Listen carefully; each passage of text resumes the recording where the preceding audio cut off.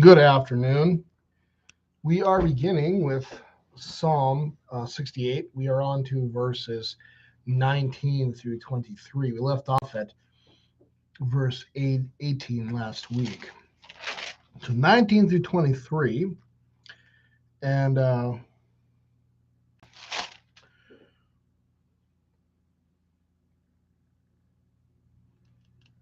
we are looking at the next section.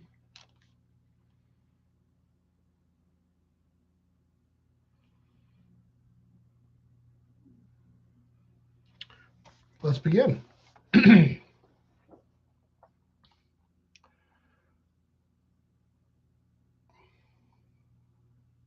Baruch Adonai, Yaom, Yaom, Ya'amas.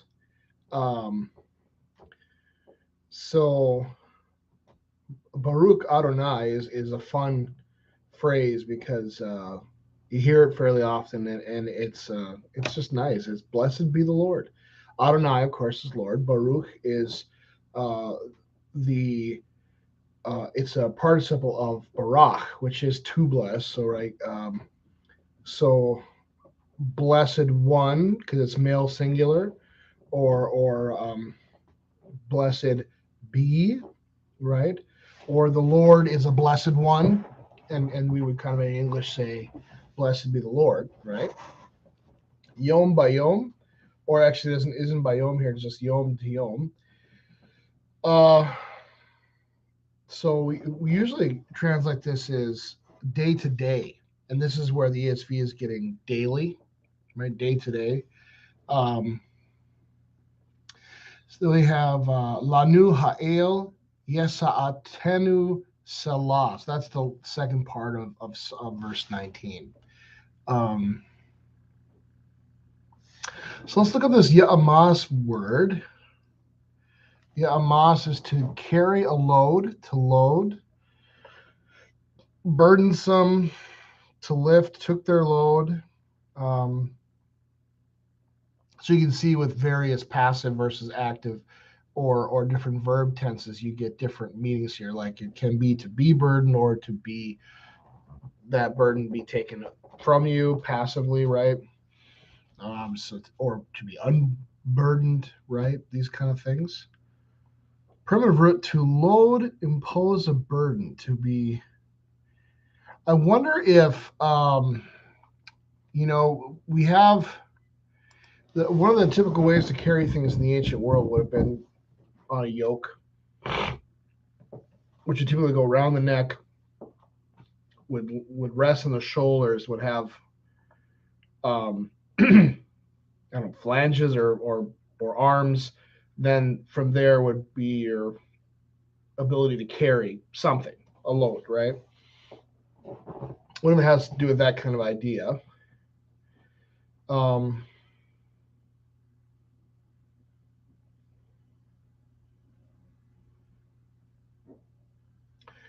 so it's something like day by day, he who loads us, the God of our salvation. So blessed be the Lord God, right?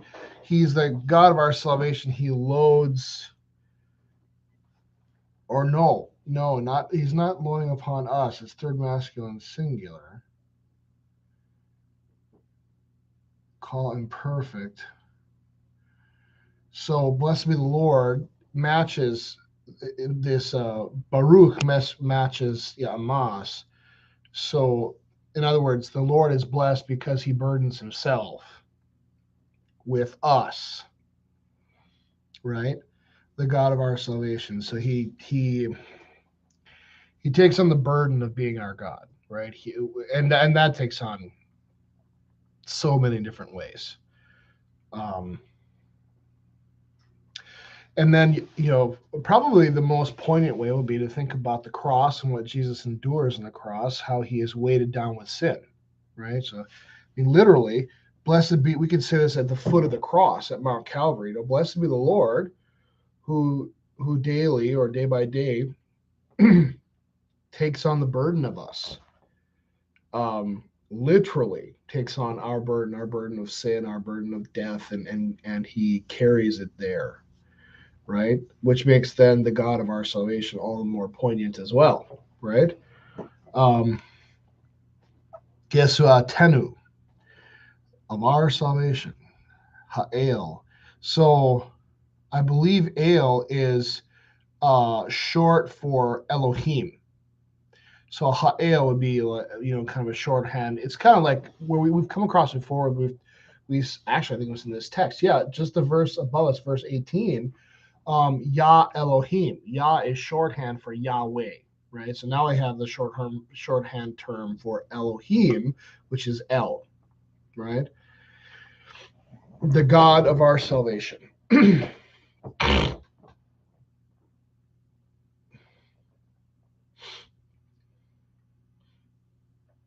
don't know if there's a whole lot more to say about that other than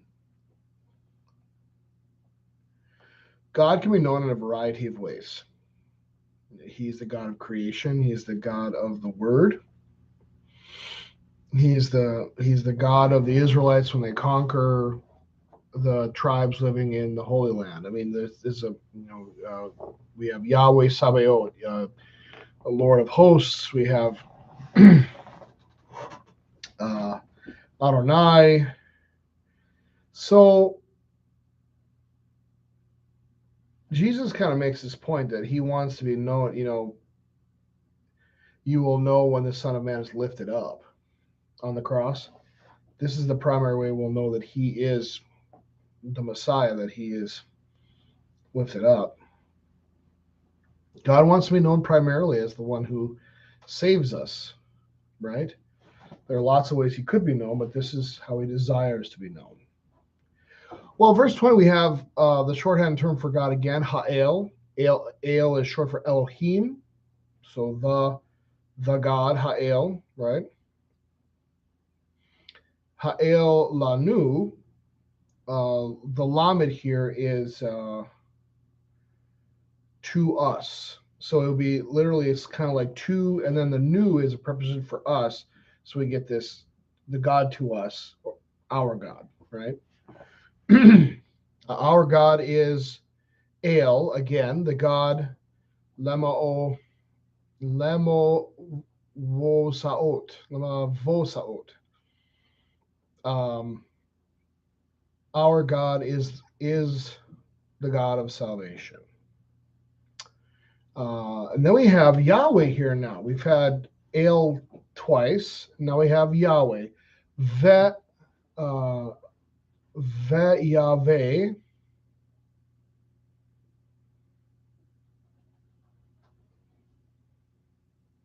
Vela Yahweh, I think, is actually how it, because there's a vav and a lam there. It's strange that it's okay. To Yahweh Adonai, the Lord. Then remember, the Lord could be a word that you could use for a person as well as God. It's a little less specific for God, but it is often used for God, Adonai. So Yahweh Adonai, Lamavet Ta'asaot. So our God is the God of salvation.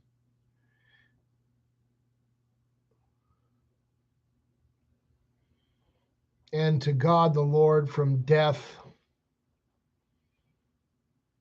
she escapes. It's feminine plural. Let's see what the ESV has to say here, real quick.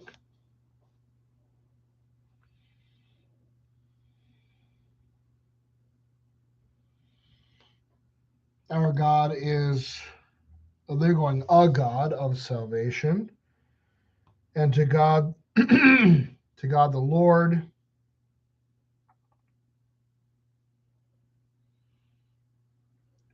from death escapes. And in there belong deliverances from death. So salvation, you can see how it connects to deliverances or escapes from death. This is what the sacrifice and the blood of Christ does: is it wins for us forgiveness and salvation and escape from death and hell. They're kind of the same idea, really. He didn't say they'd be connected. A lot of praise here. Like for example, our God gives us salvation. He carries us daily. Um, he provides escape from death. Uh, Carefully falls in line with a hymn, a typical psalm hymn that it very much is giving reasons to praise Yahweh. So verse 21, Ak Elohim yimhas ros oyeva. Uh, yeah, oyeva. Uh, but but God will wound the head of his enemies. The skal or kadekod se'ar mithalek bahasama. The scalp.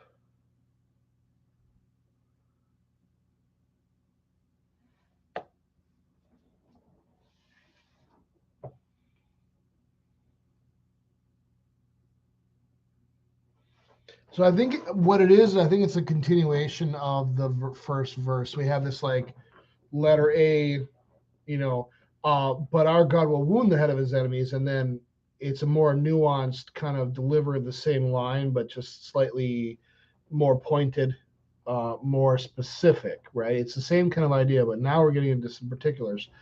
The hairy scalp of the one who goes on in his trespasses, right? That this is the idea of wounding the head of his enemies. Let's take a look at this note here. I want to see what this hairy scalp is all about. Ah.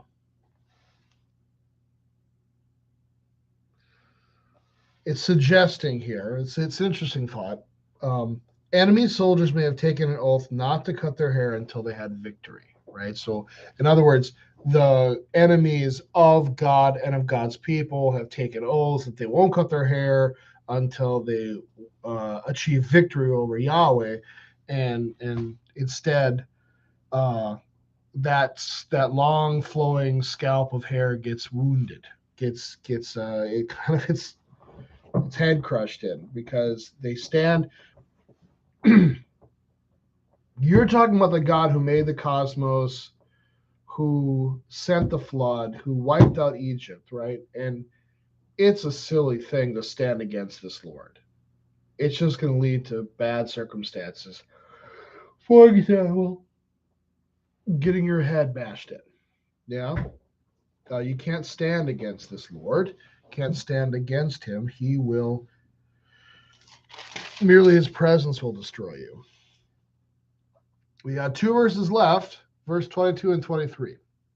Amar Adonai mibasan asib mimesu loot yam.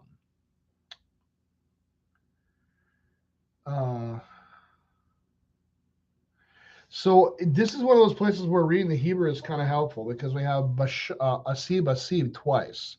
And what happens is the first asib is the end of the first phrase. The second asib is the beginning of the second phrase, right? So kind of like an A and a B section to Psalm, to verse 22, right?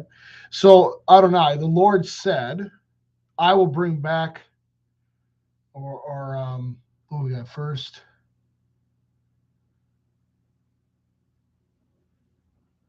It's probably something like I will bring, because it's first common singular. I will bring it back from Bashan. I'm guessing it's referring to when it's because it's first common singular. I'm guessing that, yeah.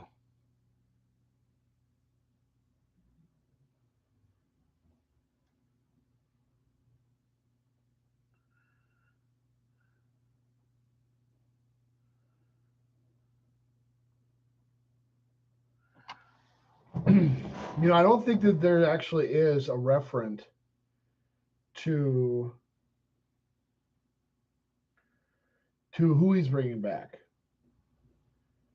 Because what we have is we have the subject, which is Yahweh, right? I will bring back from Bashan. So we never get what would it be the direct object of the sentence. I will bring them back from Bashan. Um, so the ESV translates it as them instead of like him or individual, probably because of how the second one goes. I will bring back from the depths of the sea. And that one makes more sense due to context. You know, who has drowned in the depths of the sea? Well, not just one person, but many people, right? So we kind of apply that backwards. Who has been trapped kind of behind the protections of Bashan in Bashan, like they're kind of stuck in the city or in the jail cells, wherever they're kind of stuck away from the Lord. Well, it's not just going to be one person; it's multiple people, right? So I will bring them back from Bashan. I will bring them back from the depths of Yam, the sea. Last verse, 23. Lema'an, Timhas, Ragleka, Bedam, Lason, Kalabeka, Ma'o Yabim, Minehu. Um,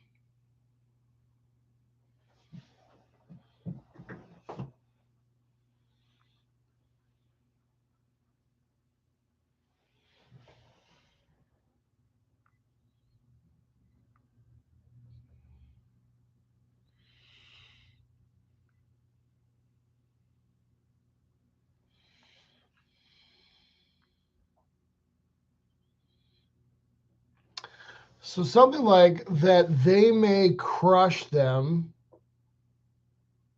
or that maybe better said, that your foot may crush them in blood.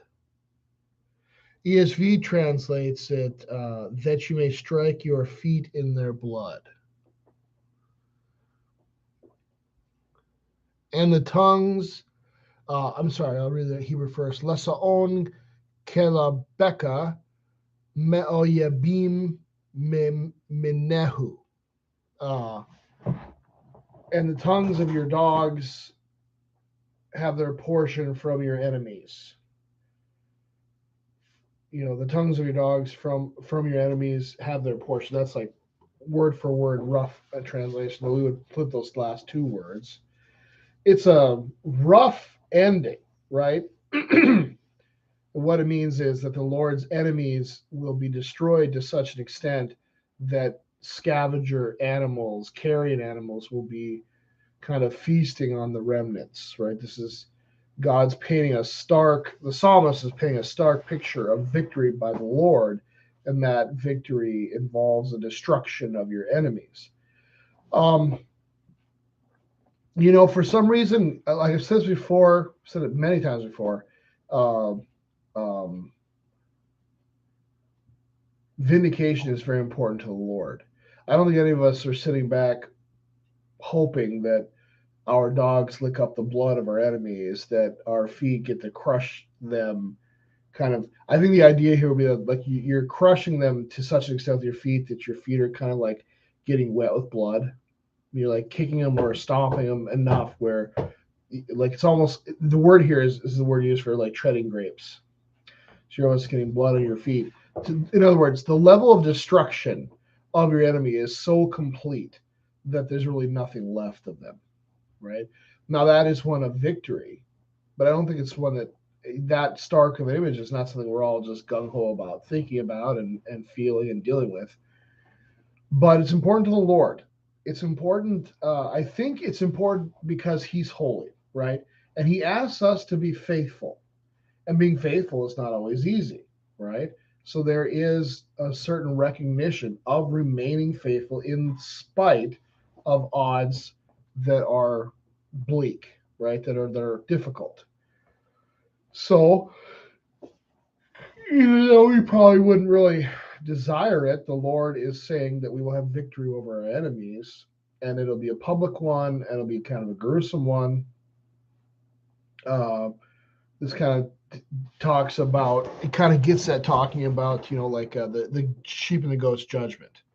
Why does God do this publicly? Why are the goats there to be told they're not sheep?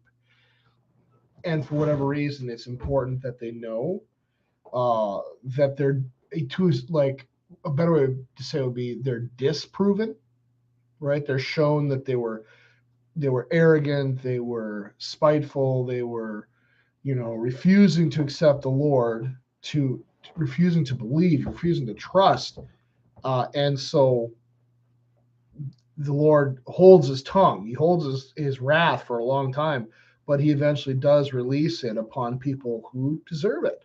Disobeying the Lord and turning away from his favor and his trust is not something God desires, right? So these are stark, stark images, and I know it's hard to see. This would be Psalm 68. I think is included in the category of imprecatory psalms, where they pray kind of violence and anger upon people. Just remember that victory and vindication, very important to God, and vindication is almost synonymous with gospel, right? Being vindicated that your faith was not in vain, but that it was in the one true God. It's important for God to show that.